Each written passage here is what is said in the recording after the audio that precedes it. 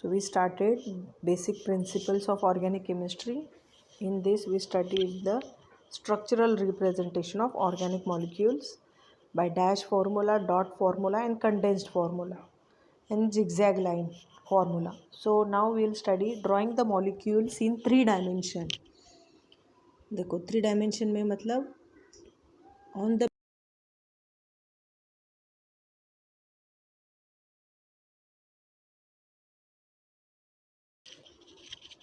तो देखते हैं कैसे वो ड्रॉ करना है. Most organic molecules have 3 dimensional shapes. 4 different methods are use to represent 3 dimensional molecules on the paper, plane paper. So first is wedge formula. This is the 3-dimensional 3D view of a molecule can be represented on a plain paper by representing the single bonds using solid wedge. देखो एक ऐसे है कि वो solid on the paper जो है उसे करेंगे. देखो ये सॉलिड वेज है, डैश वेज डैश के साथ एंड नॉर्मल लाइन, ऐसे 3 है. और solid wedge is use to represent a bond projecting up from the plane towards the reader. ऐसे ऊपर की तरफ, जैसे हमारी तरफ जो हम रीड कर रहे हैं हमारी तरफ ये पॉइंट करता है. A dash wedge is used to represent a bond going backward below the paper away from the reader. ये जो डैश है ये क्या रिप्रेजेंट कर रहा है, अंदर जा रहा है, below the plane of paper, below the plane of the paper. A dash wedge is used to represent a bond going backward below the paper. backward जा रहा है, एक backward है, एक upward और एक in the plane away from the reader. Normal lines depict bonds in the plane of the paper, seen in the 14.1 figure there. Conventional solid and dash can be replaced by solid, bold and dash lines. देखो see this is the structural representation of methane, that is CH4. तो carbon is bonded with 4 hydrogen atoms. Now तो normal line के 2 hydrogen है. देखो carbon dash hydrogen, carbon dash hydrogen, जो normal हम dash लिखते हैं that is bonds in the plane of paper, plane of paper पे है वो. और जो ऐसे डैश वेज है नॉर्मल लाइन, ऐसे कि देखो छोटे बड़े छोटे, पहला बड़ा है फिर छोटे छोटे हो गए लाइंस, वो रिप्रेजेंट करता है कि bond going below the paper, below the paper, paper के नीचे से जा रहा है. वैसे एक हाइड्रोजन है और एक है सॉलिड वेज, मतलब जाड़ा सा थिक ऐसे line, bond projecting above the paper. ये जो थिक लाइन है वो अबव द पेपर है और जो डैश डैश डैश डैश है वो बिलो द पेपर है. और नॉर्मल एक ही सिंगल डैश जो है वो इन द प्लेन है. So this is the representation of 3-dimensional molecule. So this is called as wedge formula.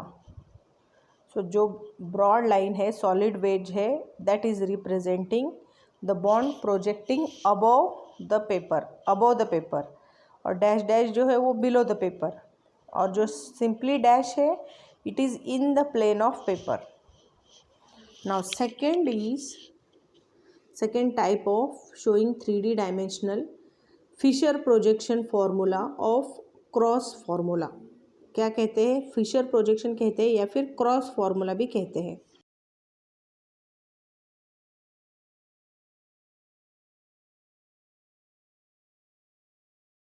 A Fisher projection formula can be drawn by visualizing the molecule with its main carbon chain vertical. देखो एक carbon को vertical assume करते हैं. Each carbon on the vertical chain can be represented by a cross. The convention is that horizontal lines of the cross represents bond projecting up from the carbon and vertical lines represents the bonds going below the carbon atom. This is illustrated in figure 14.2. Fischer projection formula. देखो Fischer projection में कैसे लिखा जाता है, दो cross lines लेते हैं, एक वर्टिकल एक हॉरिजॉन्टल।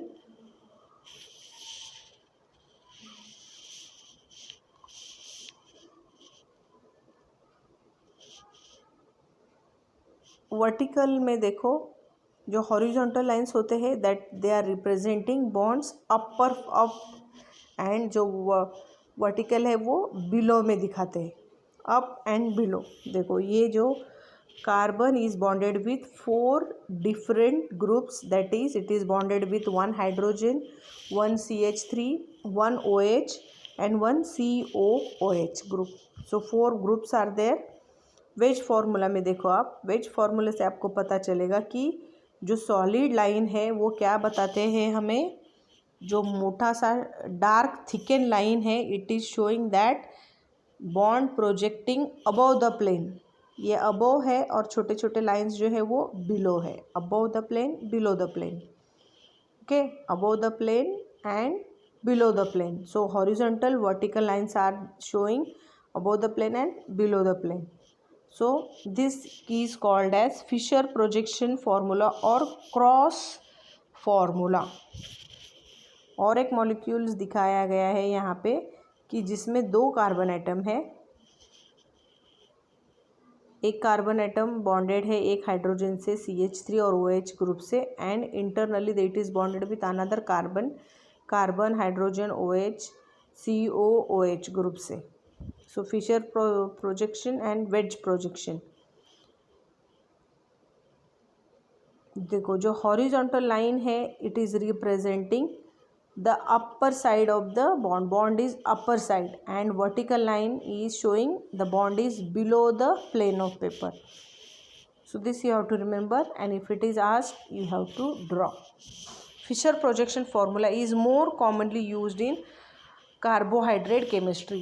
कार्बोहाइड्रेट केमिस्ट्री में जैसे ग्लूकोज है, ग्लूकोज फ्रुक्टोज, इसमें ये ज़्यादातर करके यूज़ होता है। Then third type is Newman projection formula. In this method, projection of a 3-dimensional molecule on the plane of paper is drawn by visualizing the molecule by looking through a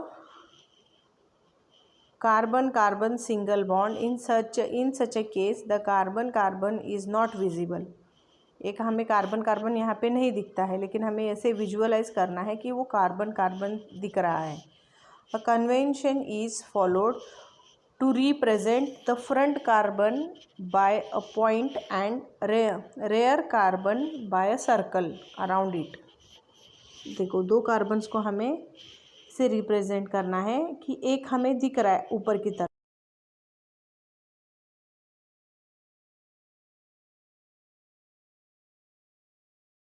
rare carbon atom by the circle. Front में जो है वो dot से हमें carbon पता चलेगा, और जो बीच में है उस साइड में है वो सर्कल से रिप्रेजेंट करेंगे। देखो the remaining 3 bonds at each of this 2 carbons are drawn like a spokes of wheel. चाक जैसे होते हैं वैसे इनको ड्रॉ करना है। उसके कितने कार्बन एटम्स के कितने बॉन्ड है, 3, इसके भी 3 है, और चौथा बॉन्ड जो है उन दोनों से एक दूसरे से बॉन्डेड है। So conventionally 3 bonds at the front carbon atoms are shown to radiate from the center of the circle which is the front carbon atom। देखो फ्रंट में जो है वो आगे से हमें दिखते हैं, और जो सेकंड कार्बन एटम हो वो पीछे से दिखते हैं, ऐसे they are hidden behind the first one, and 3 bonds at the rear carbon are shown to radiate from the circumference of the circle.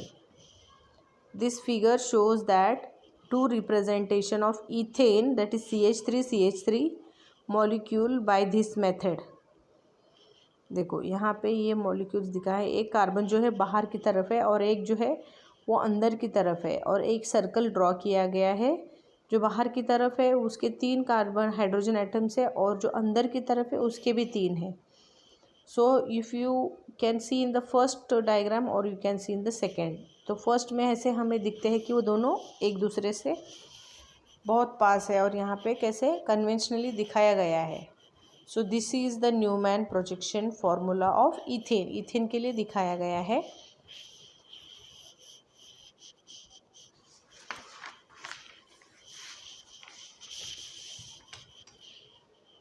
Next is sawhorse और एंड्रियन और पर्सपेक्टिव फॉर्मूला। सीहॉर्स फॉर्मूला में देखो कैसे होता है। In this representation a carbon carbon single bond is represented by a long slanting line. Carbon carbon के bonds कैसे दिखाए जाते हैं? Long slanting line, cross line से। The lower end of the line represent the front carbon and upper and rear carbon. देखो जो lower carbon है वो फ्रंट कार्बन होता है, जो नीचे की तरफ है वो उसमें से फर्स्ट होगा और जो अपोजिट है वो दूसरा होगा। The remaining 3 bonds at the 2 carbons are shown to radiate from the respective carbon।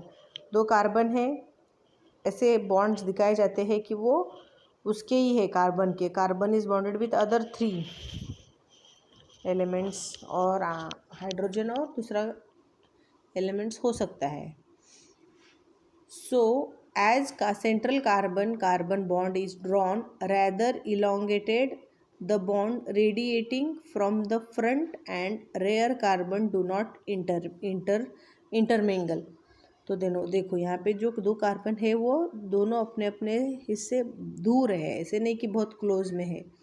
So this shows seahorse formula और एंड्रियन और पर्सपेक्टिव फार्मूला ऑफ इथेन। देखो 2 कार्बन है और 2 कार्बन के जो हाइड्रोजन्स है वो भी अपने अपने से डिस्टेंस से दूर है, ऐसे नहीं कि बहुत मर्ज हो गए हैं।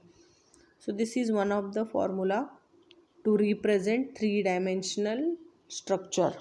सो it is seahorse formula of representation of molecules.